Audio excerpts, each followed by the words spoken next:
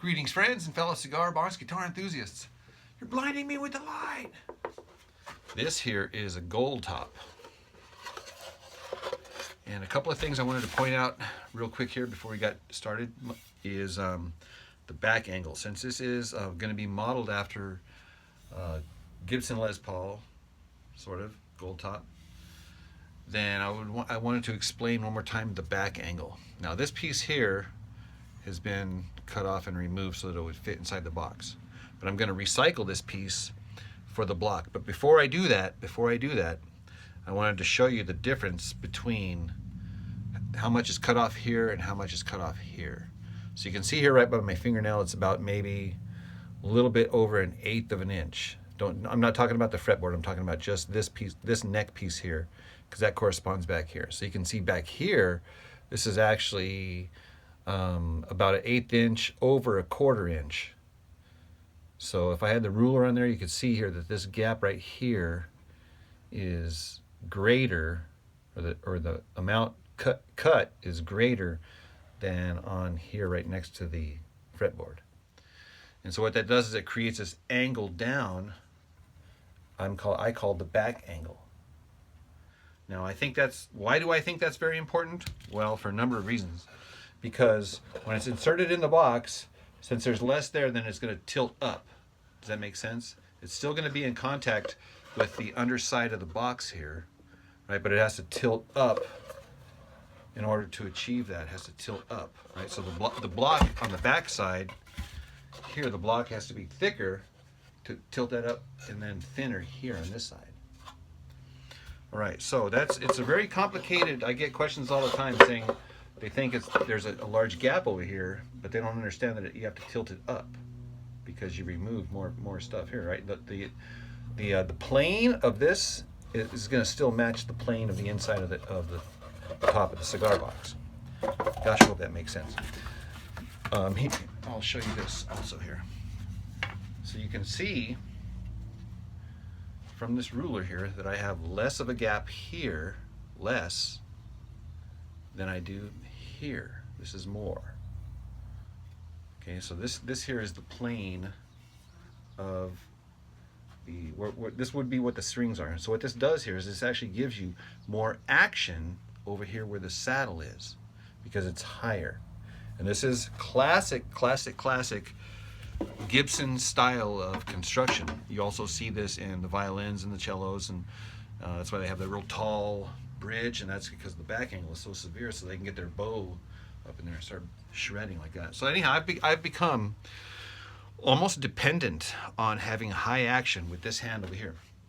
So I build that back angle into every one of my cigar box guitars. So I wanted to point that out here real quick. Here's the other thing that I think is really nifty about this build here that is going to be unique. A couple of things, a lot of things actually. We're going for the P90 in the bridge.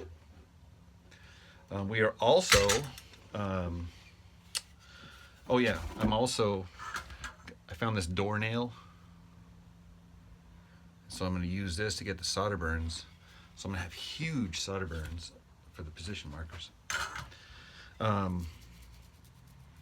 There was a few things of note that I was going to mention here. What were they? Of course, I'll have gold hardware, gold tuners. I think I'm only going to go for one sound hole on the bottom here. I don't want to ruin this logo on the top. So I'm just going to go for one extra large sound hole there. Oh yeah. This is going to be a 4-stringer. I already have the gaps for the strings marked off. And look what I found here on these hinges that hold the top here. If I take these hinges off, I have 1, 2, 3, 4. 4 holes for string catches, and I already measured it. And they're going to work up perfectly for the gaps on these strings here. There might be some overlap, but check this out. I think you're going to get a kick out of this. Man, would you look how big those solder burns are? My gosh. You can see those things from outer space.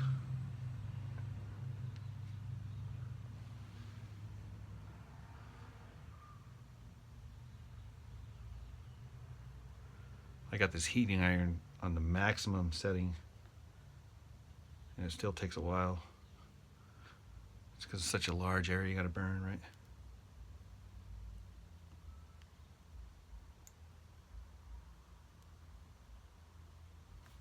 Man, but I tell you what, man, would you look at that? That looks awesome.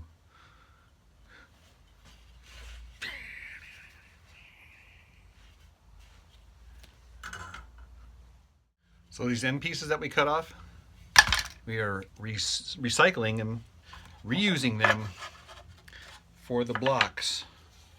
So I measured this block here and this one here, and it's the perfect height now,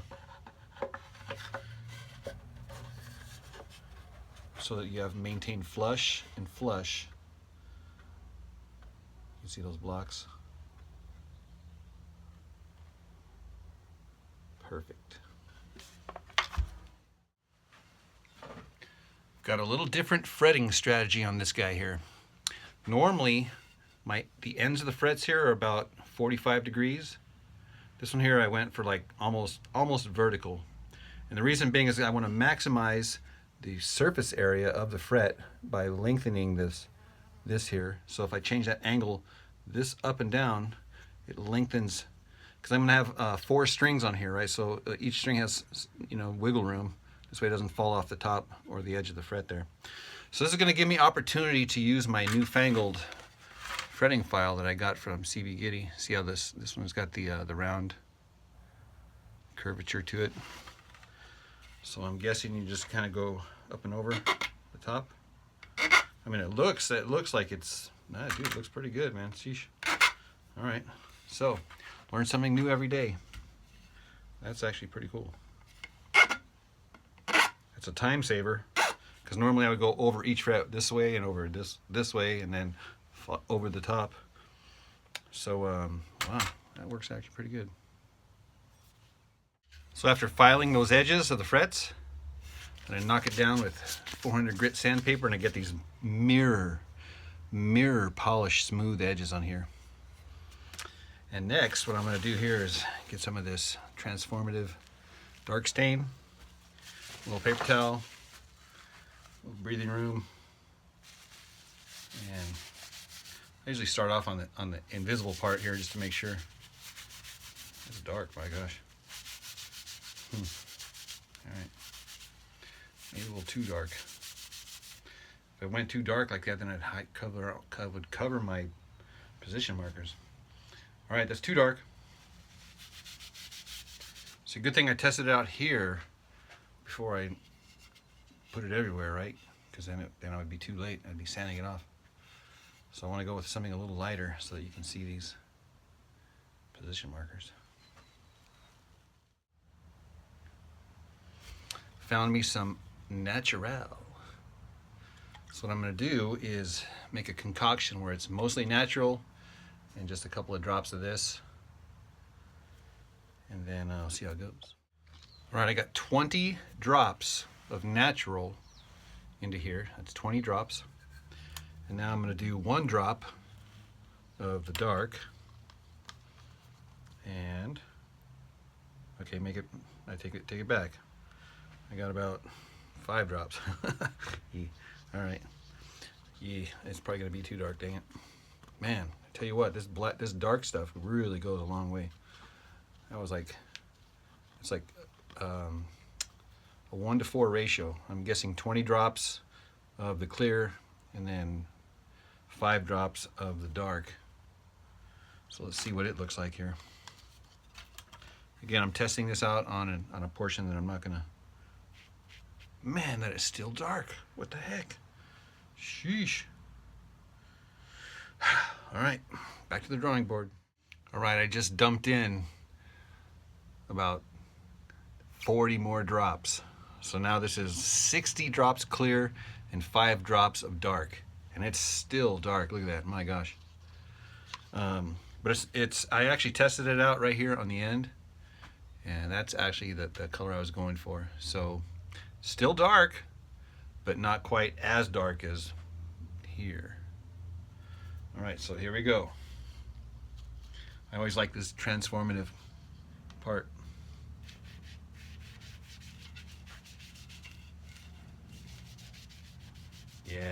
That's exactly the color I was going for. Yep. Yeppers! Isn't that just warm and rich? All right, so that's as far as the percentages go. What's 5 of 60? What percentage is that? I don't know.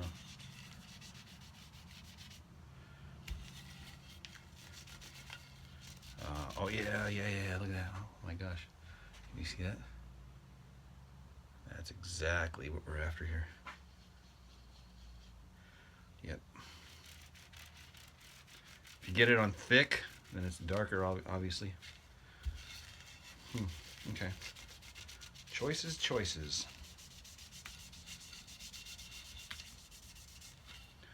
This is gonna be nice.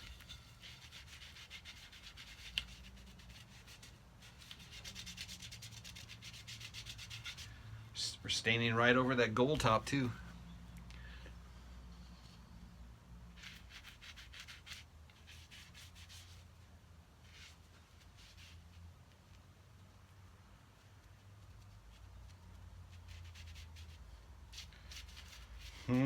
Wow. Wow is right.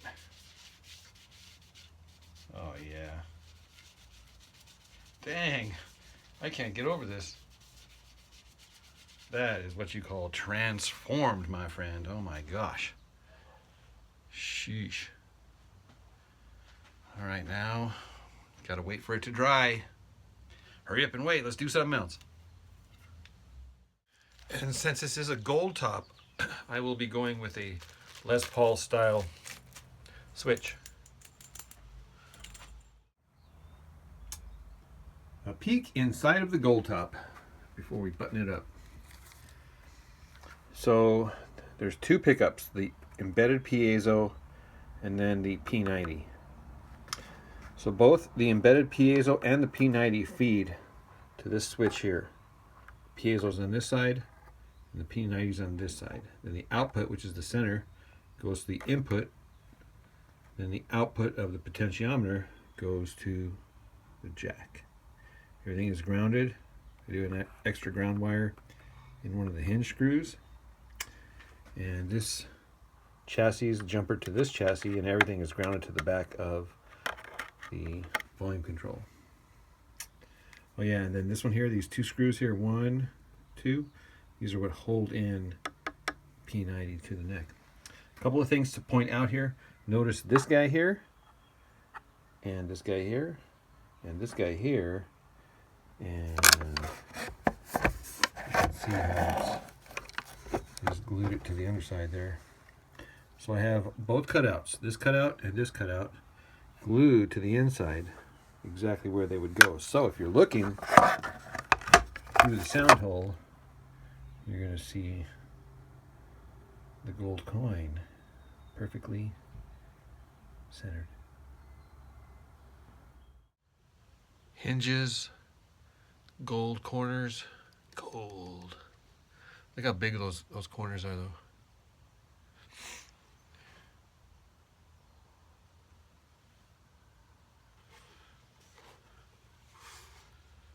Gold, baby. And of course the gold knob. So now I just need this saddle. Oh yeah, the tuners. Gold screws even. Need a nice gold hook. And then some gold strings. The saddle, I decided I'm going to carve it old school with one of my old timer. Rather than pull out the sand, you got to figure this one's going to be hand carved. It's going to be legit. It's even got a wormhole. Got it shaped. Looks like a legitimate. And there's actually a hole all the way through it. Seriously, watch, I can take a nail, put the nail through it. How that hole got there, I have no idea. This is just some scrap lumber, I guess, but that's kind of cool. Anyhow, I think I'm just going to stain this thing here. You'll never know that it was carved with a pocket knife. I mean, it's pretty smooth. Check it out. Like I say, I'm going to stain it and what's the word? Sand it so that you can see some of the highlights there. Man, oh man, I might have to start hand carving these things more often. That looks simply awesome.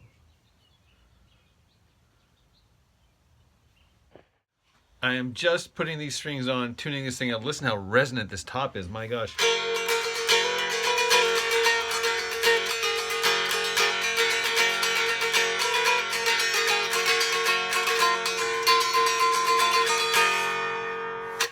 Are you kidding me? Are you kidding me? Well, we got in a hurry and we ran into a little problem. So what I did is I loosened the strings and I took the saddle out, put it in a safe place, and then I removed the 4 screws and then tied everything off. Keeps everything nice and neat while I work over here. And then I removed the 4 corners, and then that reveals the screw that's underneath the corner that screws right into the bracing, right? So this is nice and secure. The problem was I forgot to tighten that thing, and so it just came, as soon as I plugged it in, it came out. So I forgot to tighten that thing. As a result, I got to backtrack all of this mileage here. But I got to see how easy it was to take this thing apart. Oh my gosh, that's easy. Got the strings on. We're tuned open to C. So this is the 34, the 26, the 17, and the 13.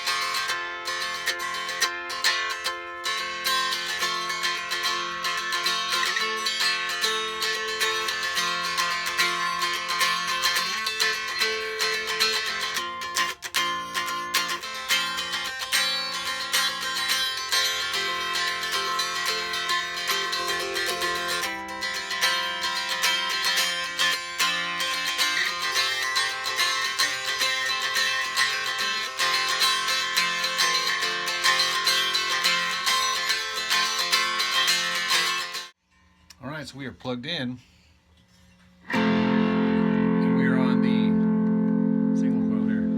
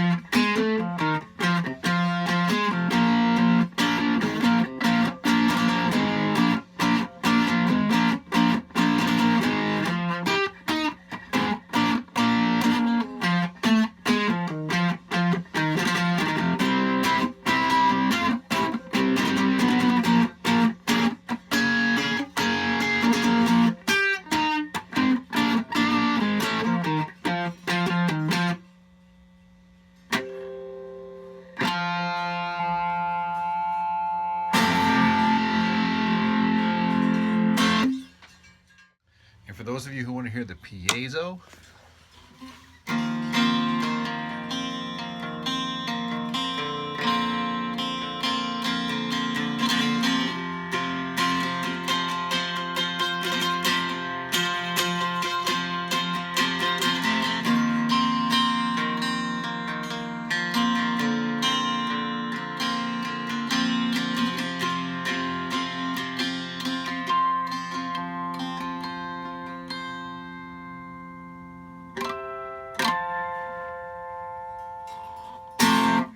alright guys, if you like these videos, be sure to subscribe, be sure to leave a comment,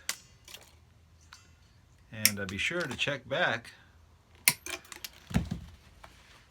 Be sure to stay tuned. Alright, don't forget there is a Patreon link, and there's also links to other videos and lessons and builds and whatnot here. Alright you guys, we will see you in the next video. Cheers.